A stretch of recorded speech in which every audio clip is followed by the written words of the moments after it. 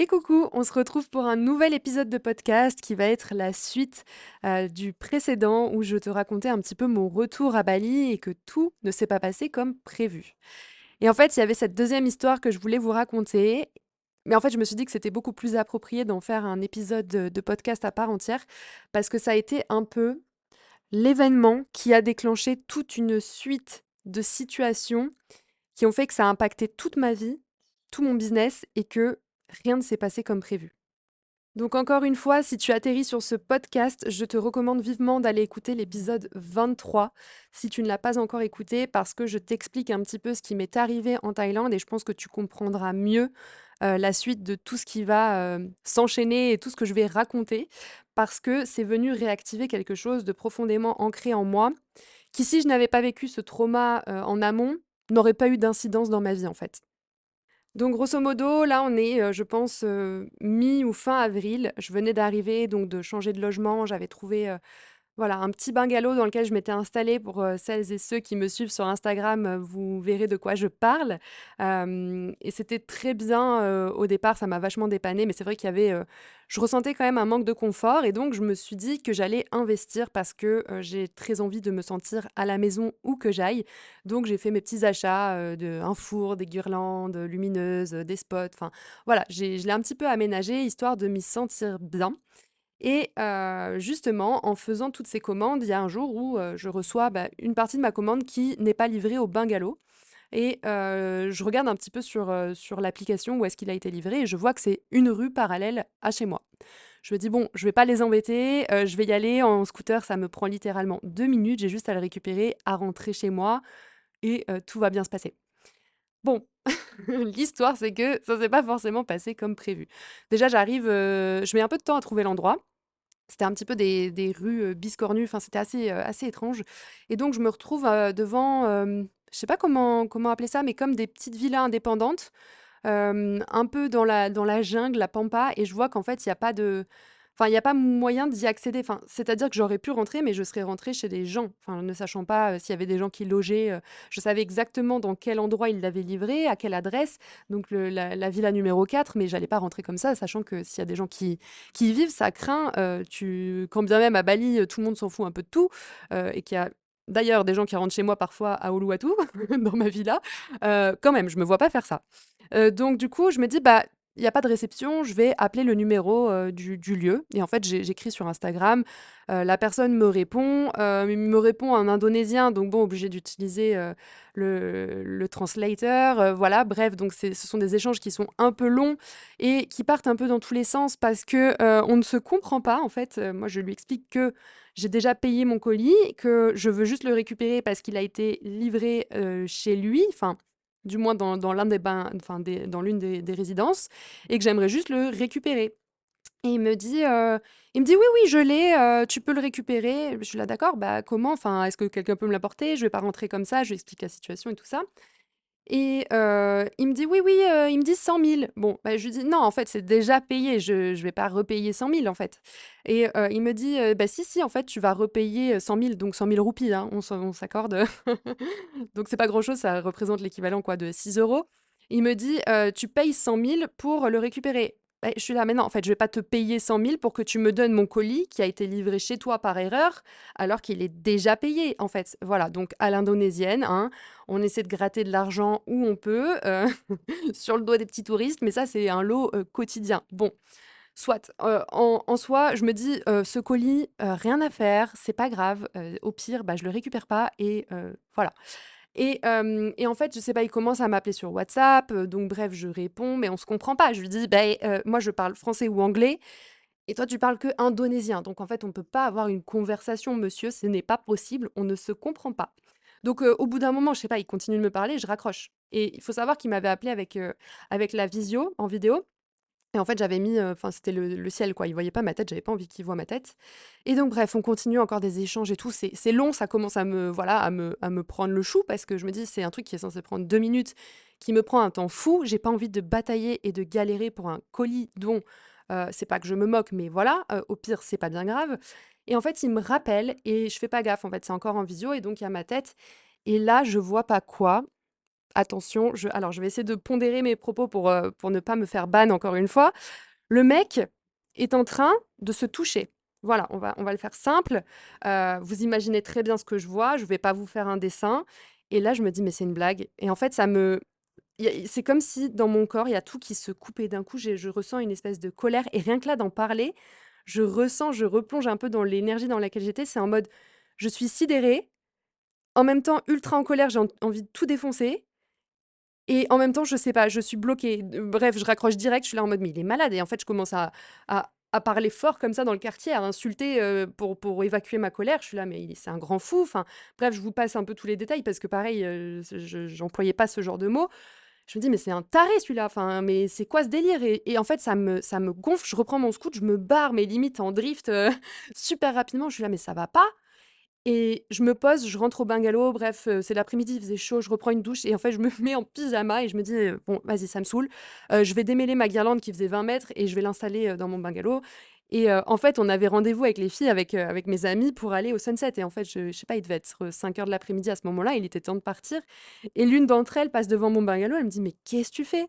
Elle me voit assise par terre en train de démêler ma guirlande. Je lui dis: «Ça va pas». Je lui dis: «Là, je sais pas, ça va pas». Je lui explique un peu l'histoire. Je lui dis: «Je me sens pas bien, je comprends pas, je sais pas comment gérer cette situation». Je lui dis: «J'ai envie de chialer», mais elle me dit: «Bah, pleure», je lui dis: «J'y arrive pas, je comprends pas» et c'est la colère qui montait et elle me dit: «Bah, OK, bah, tu te prépares et dans 10 minutes, c'est bon, on part» et là, je me mets, à chialer et à libérer. Je me dis: «Mais amen».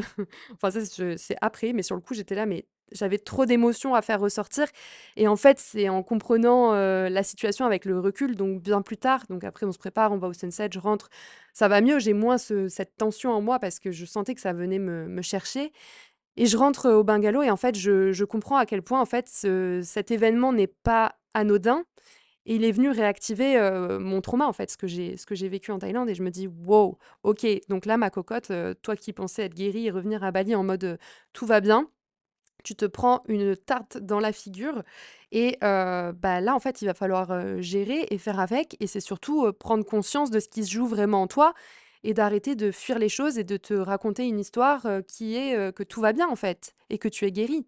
Donc à ce moment-là, c'est un petit peu, la douche froide, dans le sens où je rentre dans un processus, mais là, je vous en parle avec le recul, mais je savais pas, mais qui va me prendre des mois et des mois et qui va soulever énormément de choses, en fait. C'est-à-dire que, limite, tous les jours, j'ai une prise de conscience, j'ai un download, j'ai un truc qui vient me chercher pour justement transmuter tout ça. Mais sauf que en fait, je suis là en mode, mais moi, j'ai un business à faire tourner, j'ai des coachés dont je dois m'occuper. Là, je suis clairement en PLS parce que en fait, ça vient réactiver tout mon système nerveux, enfin, ça me déstabilise complètement et je me dis: «Mais comment je vais m'en sortir? En fait, je fais quoi? C'est quoi ce bordel?» J'ai pas envie, en fait, j'ai pas envie. Concrètement, j'ai pas envie, c'est pas le moment et je suis un peu en lutte, en fait. Donc voilà, je laisse passer les choses, mais je suis pas bien. Donc je passe beaucoup de temps à faire du journaling, à faire des libérations, je prends quand même le temps de m'occuper de moi et en fait, il va s'avérer que qu'en fait, je vais devoir prendre le temps de m'occuper de moi parce que c'est même pas une question de choisir si oui ou non j'ai envie de faire ce travail-là, c'est que je n'ai pas le choix. C'est qu'à un moment donné, si je veux vraiment pouvoir reprendre mon pouvoir dans ma vie, si je veux pouvoir vivre ma vie comme je l'entends, en fait, j'ai pas le choix que de passer par la libération de ces histoires-là, de cette histoire-là. Donc en fait, ça va être un deep process où, bah, voilà, je vais devoir me poser les bonnes questions. Je vais devoir aller voir en moi ce qui se joue, ce qui se passe. Mais là, je vous en parle avec le recul, mais ça a pris du temps parce que tout ça, là, tout ce que je vous explique maintenant, c'est des jours et des jours, voire des semaines ou des mois à conscientiser des petites choses et à faire un cheminement étape par étape. C'est vraiment un cheminement, un processus parce que si, on m'avait amené, la chose directement, je pense que mon système ne l'aurait pas supporté. La preuve, quand je me suis retrouvée face à cette situation, ça m'a complètement désarmée. Ça a fait remonter énormément de colère, d'injustice. Voilà, c'était des blessures très profondes qui sont remontées et donc il a fallu, aller voir plus en profondeur. Pourquoi est-ce qu'elles sont réactivées? À quel niveau est-ce qu'elles se jouaient en moi? Et qu'est-ce que ça me montre concrètement de moi, en fait? Et donc voilà, je suis partie dans un gros processus, sans vraiment savoir. Donc, pour celles qui m'ont suivie sur Insta, c'était les fameux, bah, processus de libération. J'écrivais beaucoup, je coupais des liens, à ce moment-là, il y a du transgénérationnel qui est remonté alors que moi, je me suis jamais formée à ça ou jamais, faite accompagner là-dessus et là, en fait, c'est comme si tout était limpide, c'est comme si j'avais toutes les clés en moi sans même savoir comment avancer et cheminer dans ce processus-là. En fait, c'est comme si j'avais toutes les réponses. C'est assez, assez fou, mais c'était ultra déstabilisant parce qu'en fait, mentalement, je cherchais comment m'en sortir, donc je m'agrippais encore à des choses et à de la certitude, à cette notion de contrôle, et d'un autre côté, ça m'apprenait le lâcher prise total, de faire confiance à la vie et de me laisser traverser par ces choses-là. Donc j'étais en dualité constante. Donc je ne vous explique même pas les résistances, le fait de vouloir faire des choses et de ne pas y arriver, de se tuer à la tâche et puis d'être épuisée, mais j'étais dans un état d'épuisement, mais je dormais pas bien, j'avais plus de rythme, c'était compliqué de maintenir mes routines, quand bien même je le faisais, je mangeais bien, j'allais au sport, j'allais surfer, j'essayais de faire un maximum de choses qui m'animaient, qui me remettaient en joie. Mais profondément, j'étais comme perdue. En fait, je dirais perdue. C'était, waouh, mais en fait, qu'est-ce que je dois faire? Comment j'avance? Là, je comprends plus rien. Je comprends plus ce qui se passe dans ma vie. Je sais plus comment cheminer. Pourtant, je sais ce que j'ai envie de faire avec mon business, mais j'ai plus la force. J'arrive même plus à porter, en fait, à me porter moi. Donc, ça me demandait un effort, mais surhumain, d'accompagner mes coachés. Donc, en fait, c'est-à-dire que, en plus, j'avais pas mal de clientes à ce moment-là. Donc, ça me demandait en amont des appels, d'énormément de me concentrer en fait énormément sur moi, de travailler sur mon énergie, de me calibrer pour pouvoir avoir de l'énergie pour leur donner. Ce qui n'est pas forcément la meilleure chose à faire, mais dans ces cas-là, vu que j'étais un peu en mode survie, c'était mon ultime moyen pour les porter et continuer de les soutenir. Mais je vous cache pas qu'en fait, c'était très très dur parce que leurs croyances limitantes me renvoyaient à mes propres croyances, venaient me chambouler et moi j'étais pas forcément à 100% stable dans mes propres cheminements, qu'il fallait vraiment dissocier ma vie perso, et c'est comme si en fait je mettais un voile où je sais pas, je coupais tout et je me rechargeais en énergie et je leur donnais, je leur donnais, je leur donnais, et en fait ça faisait qu'on arrivait à avancer et à cheminer, et c'était trop cool parce que je voyais que je pouvais être là pour elles quand bien même je n'arrivais pas forcément à être là pour moi-même. Et donc je me suis dit waouh, c'est ultra puissant en fait, tu arrives à faire un truc où toi t'es pas forcément OK pour toi-même, enfin tu sais pas vraiment comment cheminer et comment avancer, mais par contre, tu as suffisamment d'énergie à donner et transmettre, quand bien même ça me pompait dans ma propre énergie, donc c'est pas la meilleure chose à faire. On le sait, le but, c'est quand même d'être pleine, de remplir sa coupe en priorité pour pouvoir donner aux autres, et parce que tu as encore plus d'impact, c'est évident.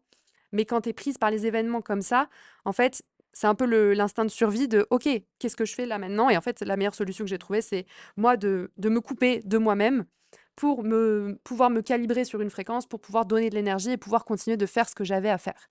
Et je pense qu'avec le recul, c'est exactement le mécanisme que j'ai mis en place aussi dans mon business quand il m'est arrivé ce qui m'est arrivé en Thaïlande, parce qu'au moment où j'ai vécu et j'étais rapatriée, j'ai arrêté mon business une semaine. C'est-à-dire que la semaine suivante de mon retour en France, j'ai repris le travail avec mes coachés, je les ai accompagnés, j'ai continué et j'ai accueilli de nouvelles coachées et j'ai continué de développer mon business. Je lui ai fait atteindre un plafond, le fameux plafond des 10K. J'ai charbonné en fait. J'étais là pour mon business, présente pour les autres. Mais par contre, c'était un énorme déni parce que je n'étais pas là pour moi-même. En fait, c'était une fuite en avant qui me permettait de continuer d'avancer et de me donner la sensation, le sentiment d'avancer dans ma vie et de ne pas être impactée. Mais c'était un leurre en fait. C'était un leurre que j'avais mis en place pour me protéger. Et c'est complètement OK parce que cette dissociation m'a aussi permis de me sauver de ma situation. Donc c'est un mécanisme qui est, humain, qui est un mécanisme de protection, mais que du coup j'ai soulevé, et je me suis dit: «En fait Camille, tu peux pas continuer d'avancer comme ça». Donc en fait, j'ai fait face à ma réalité où je me suis dit: «Mais là, il va falloir que tu ailles voir en profondeur ce que tu as pas voulu aller voir depuis 1 an et demi en fait». Parce que c'est bien beau de continuer, à avancer, développer son business, crocher ses objectifs, ses résultats et tout ça, mais à un moment donné, c'est pas sustainable. Tu vas pas pouvoir continuer comme ça parce qu'en fait, c'est ta vie, ta santé que tu mets en péril, et je l'ai vu. Ma santé physique s'est dégradée, de fil en aiguille. En fait, je vous en ai déjà parlé, mais j'ai beaucoup de problèmes au niveau, intestinaux, donc le syndrome de l'intestin irritable, qui est pour moi complètement corrélé avec la partie émotionnelle, avec tout ce que l'on n'exprime pas. Et donc du coup, je me suis dit: «Bah, voilà, en fait, là, tu es en train d'avoir énormément de problématiques à ce niveau-là». Tu rajoutes à ça, un problème où tu es à la limite de l'hernie discale et tu n'arrives pas à t'en remettre. Je faisais des allers-retours chez l'ostéopathe, je ne vous explique pas, une sacrée douille au passage, mais il me remettait et je voyais que ça revenait. Je me disais: «Mais c'est pas possible, en fait». Pour moi, quand tu fais les choses sur le physique et que ça revient continuellement, c'est que la cause est beaucoup plus profonde qu'à juste un désajustement, physique. Donc voilà, j'ai pris les choses à bras-le-corps et je me suis dit: «Bah OK, en fait, là, tu vas bosser sur toi». Et c'est à ce moment-là que l'idée du jeûne m'est venue, je sais pas pourquoi, ça m'a traversé l'esprit. Je me suis dit: «OK, tu vas mettre ton système au repos et tu vas faire un jeûne». En fait, j'avais envie de tout reset en quelque sorte. C'est vraiment j'avais envie de faire un nettoyage profond, dans tous les espaces de mon corps, de mon être, pour pouvoir repartir sur de bonnes bases. Donc je pense que je vous en ferai un épisode, suivant parce que ça serait très long à vous expliquer un petit peu parce que j'ai envie de vous donner de la matière aussi, de vous expliquer comment j'ai cheminé concrètement, ce que j'en retire ou pas, de positif ou de négatif. Mais voilà, donc je suis rentrée dans un très gros processus où en fait, ben, il a fallu prendre soin de soi et accepter de se placer au centre et de délaisser un petit peu son business au profit de sa santé mentale, sa santé physique, pour pouvoir revenir en forme et pouvoir accompagner de la meilleure manière qu'il soit derrière. Donc je suis rentrée vraiment dans ce deep work et c'est tout ce que j'ai envie de vous apporter et ce que je compte intégrer aujourd'hui dans la V2 de mon accompagnement de groupe parce que ça a tellement de valeur. En fait, vous n'imaginez même pas.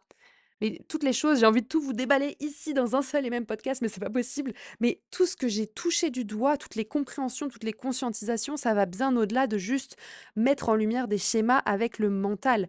Parce que j'adore le coaching, mais on reste sur une sphère qui est quand même de la mentalisation, donc au niveau du cerveau, et donc il y a des biais cognitifs qui peuvent interagir.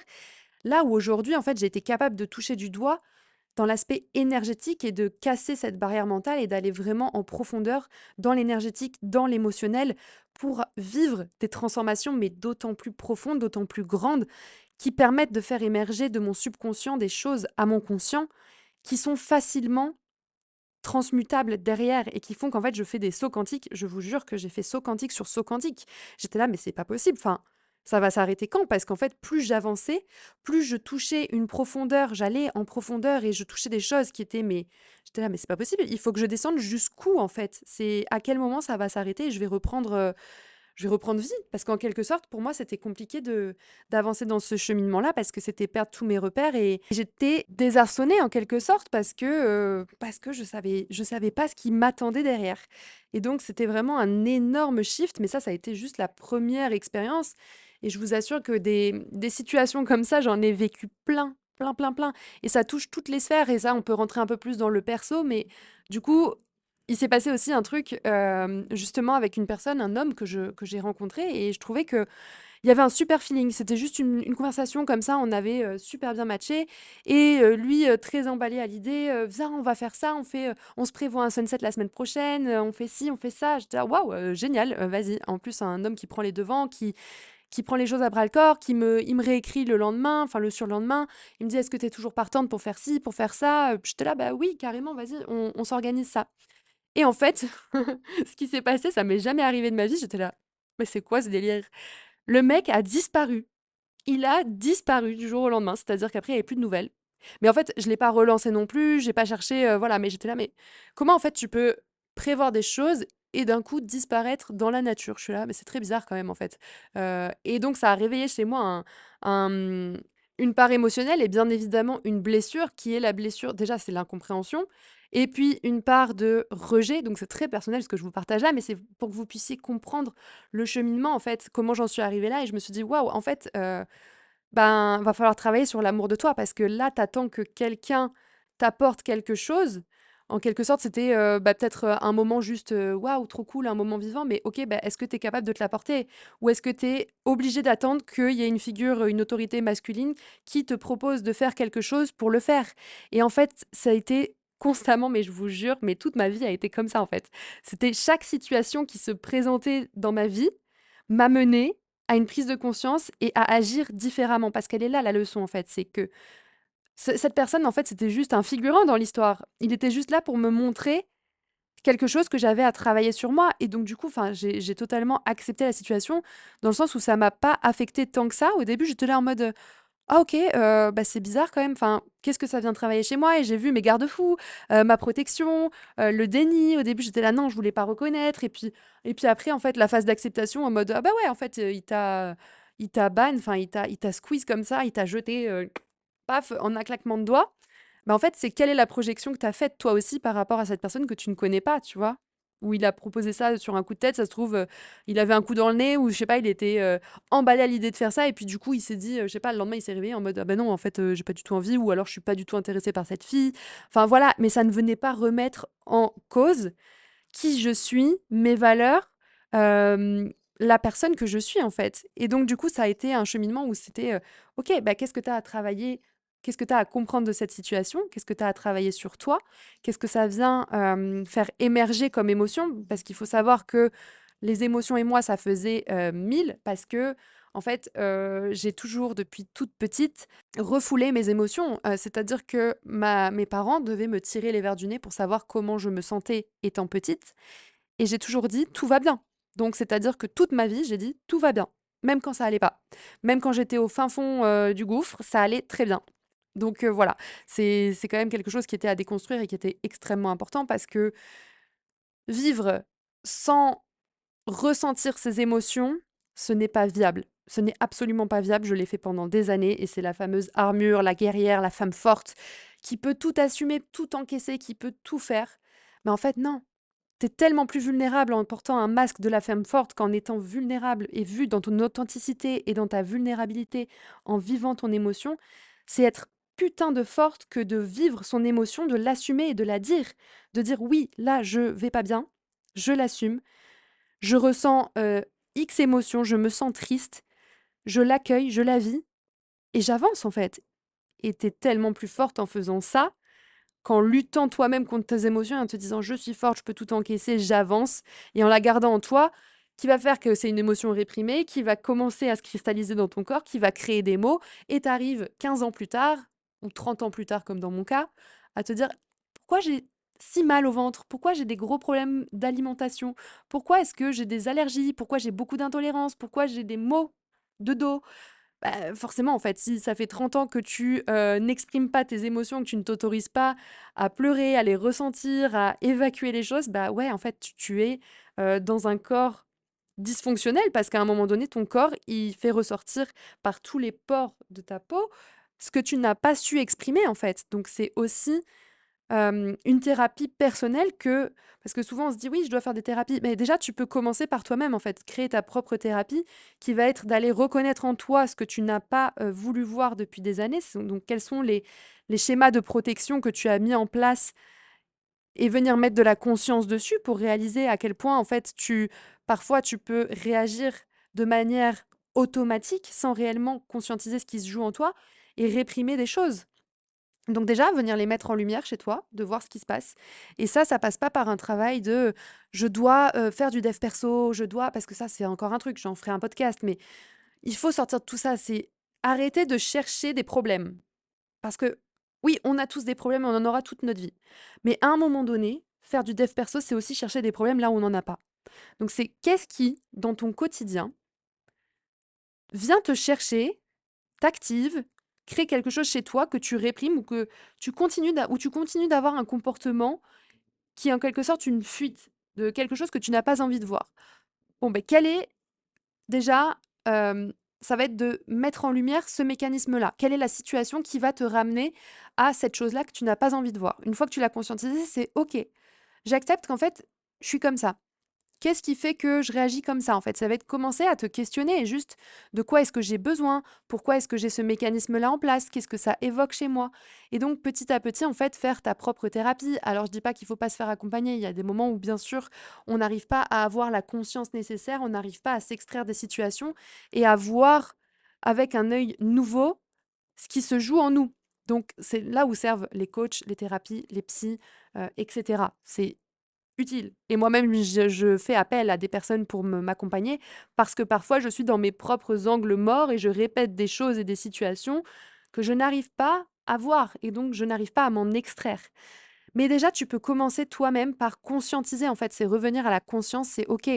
S'il y a une situation qui se répète dans ta vie, et tu te dis: «Mais punaise, mais pourquoi en fait à chaque fois, je sais pas moi j'attire, une personne, des amitiés et finalement dans ces amitiés, ça ne fonctionne pas ou c'est pas, l'amitié, dont je rêve ou peu importe, on me fait un coup bas ou il y a une blessure qui est réactivée», bref. bah, ça va être de chercher en toi, en fait, au lieu de blâmer l'extérieur, de se dire: «Ah mais c'est tous des connards, c'est tous des nanana».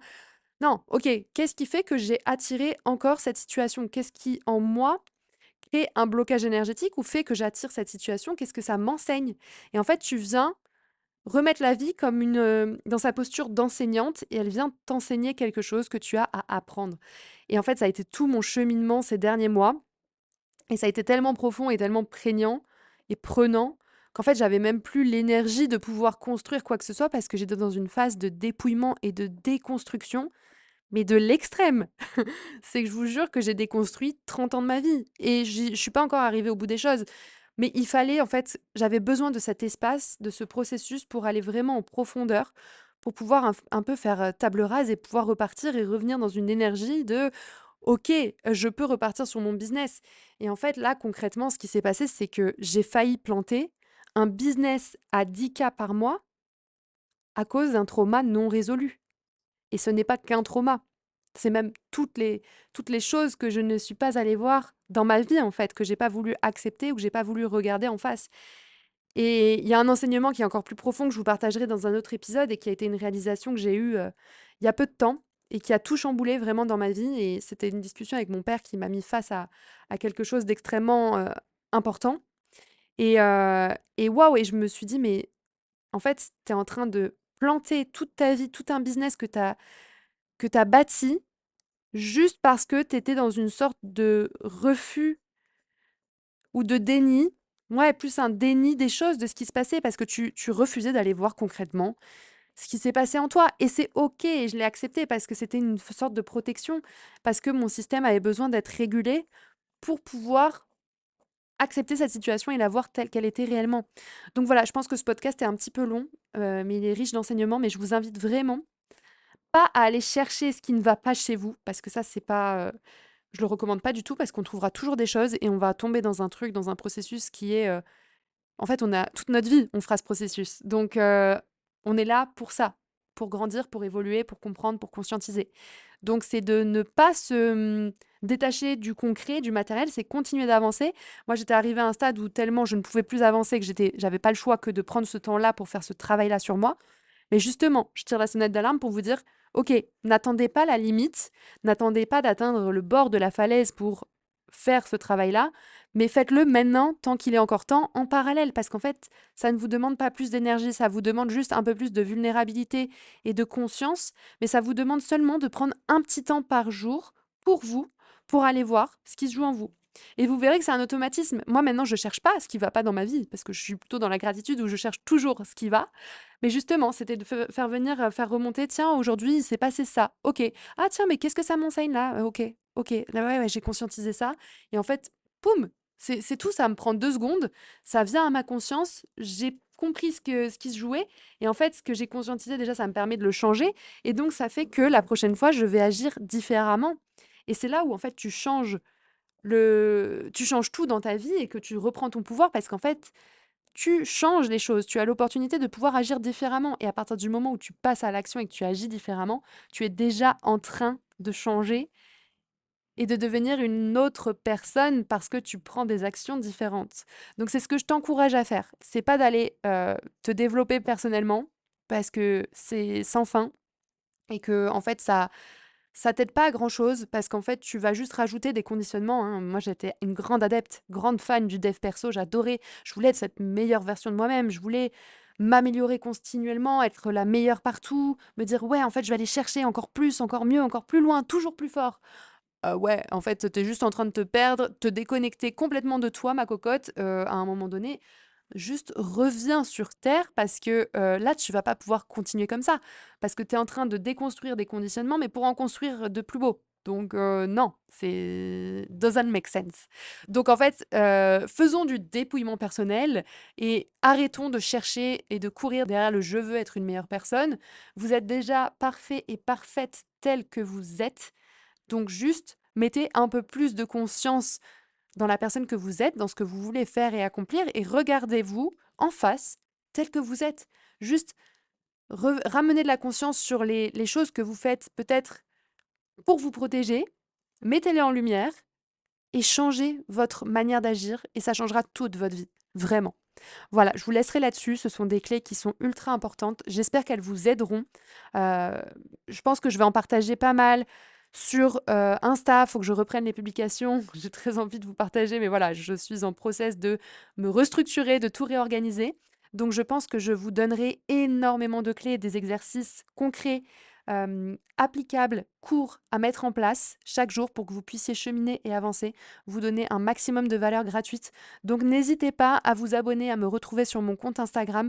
Déjà, vous pouvez me retrouver tous les jours en story, hein, parce que j'ai eu tellement de choses à partager que j'ai continué de partager en story.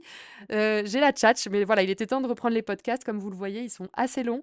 Donc voilà, n'hésitez pas à me suivre sur Instagram, vraiment. Je pense lancer aussi une newsletter pour aller plus en profondeur, parce que vous le voyez, j'ai beaucoup de choses à partager, que Instagram, je me sens limitée, que le podcast, j'ai pas envie de faire des heures et des heures. Donc j'ai choisi de faire, d'utiliser les outils, de manière complémentaire pour vous donner un peu de valeur sur toutes les plateformes, pour que vous puissiez choisir ce qui vous correspond et ce qui résonne vraiment avec vous. Voilà, si, vous voulez continuer de cheminer en conscience, n'hésitez pas à vous abonner parce qu'il y a encore plein d'épisodes de podcast qui arrivent, avec des clés. Je vous renverrai aussi vers ma newsletter quand elle sera mise en place pour aller encore plus en profondeur et vous offrir tous ces petits exercices applicables et concrets. Voilà, en attendant, je vous fais plein de bisous, je vous embrasse et je vous dis à la semaine prochaine pour un nouvel épisode.